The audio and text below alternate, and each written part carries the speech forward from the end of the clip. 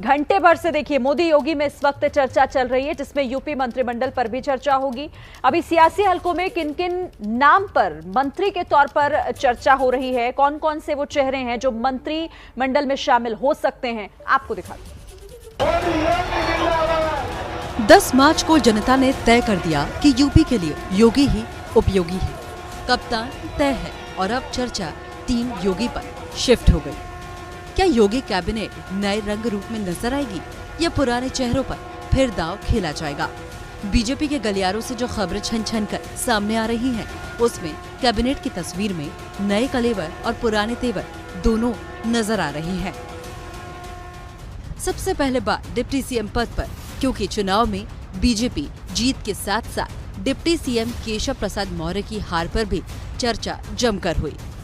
लेकिन चुनावी हार के बाद भी बीजेपी में मौर्य की सियासी ताकत कम नहीं हुई है। सूत्रों के मुताबिक 2024 में जातीय समीकरण को साधने के लिए बीजेपी केशव प्रसाद मौर्य को फिर से डिप्टी सीएम बना सकती है। केशव प्रसाद मौर्य योगी सरकार के पहले कार्यकाल में डिप्टी सीएम रहे।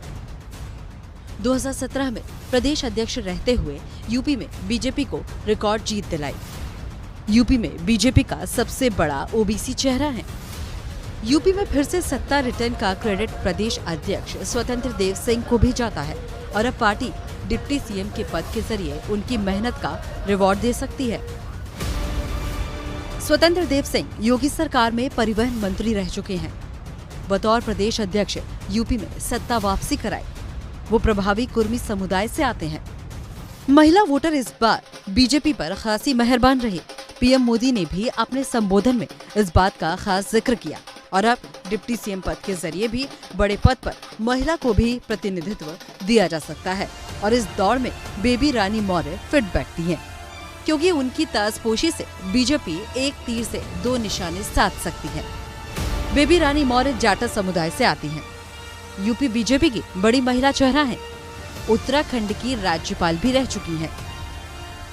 सूत्रों के हवाले से डिप्टी सीएम के पद से दिनेश शर्मा की छुट्टी भी तय मानी जा रही है और उनकी जगह दूसरे ब्राह्मण चेहरे ब्रजेश पाठक की बतौर डिप्टी सीएम एंट्री हो सकती है।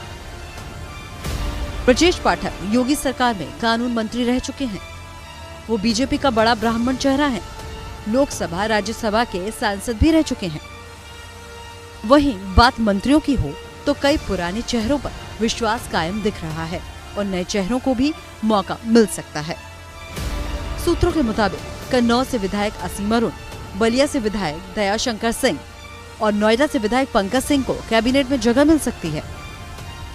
वहीं पिछली कैबिनेट के चेहरे सिद्धार्थनाथ सिंह और श्रीकांत शर्मा की भी वापसी तय मानी जा रही है।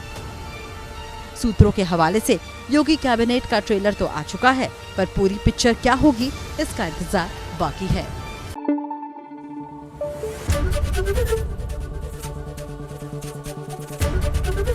एबीपी न्यूज आपको रखे आगे।